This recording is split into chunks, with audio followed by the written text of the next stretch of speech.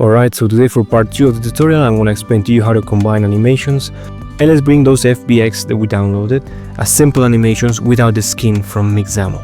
If I export this animation as is into Hammer, it's gonna walk this distance and then it will immediately reset back to the starting point and it will play from the very beginning like this.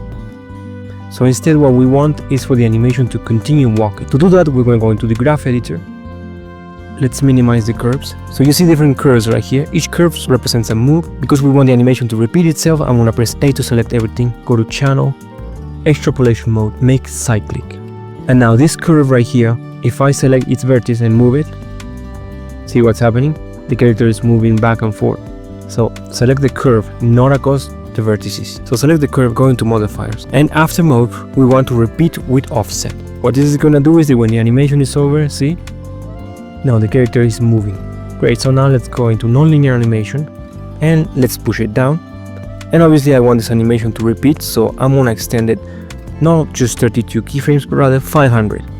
So now let's export it as an FBX. Within Hammer, this is what's gonna look like. Okay, so now I want to combine this animation, crouch walking, with this one right here, kicking like this. So basically the character will be crouch walking and then it will kick like that. So let's go back into Blender. Let's import the other FBX for kicking. Now this armature, the way it is, it's okay. I don't need to modify any curvatures or anything. First let's name it kick and push it down. We're gonna delete the armature, we don't need it anymore. With the previous armature, the one that's crouch walking, select this track and I'm gonna add another track. So now I have this NLA track. With it selected, I'm gonna go to action and I'm gonna add kick. Into the crouch walk one, I'm gonna cut it down by decreasing where it will end. And now I'm gonna drag this animation into the same line. So delete the previous track. With the two selected, I'm gonna add a transition. Now, it's teleporting back to the origin. Don't worry about that because we're gonna take care of that in a second. Now let's go into pose mode. You want to go to strip, bake action and hit OK. So now we have a new action that combines these two. So I can delete the previous track now. So we're gonna go again into the graph editor and you see that we have the same problem. So all of these vertices that are in the middle right here, I wanna delete those.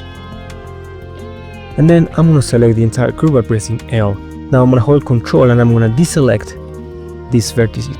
Press G to move and lock on the Y axis. And I'm gonna bring it like this so that they are at the same level. So now when I play the animation, it's crouch walking, and when it gets to this point, it stands up. Let's go into nonlinear animation, push it down, on object mode, select it and export it as an FBX. So that you see the robot is crouching, then it stands up and proceeds to kick like that. Thank you so very much for watching, good luck and see you next time.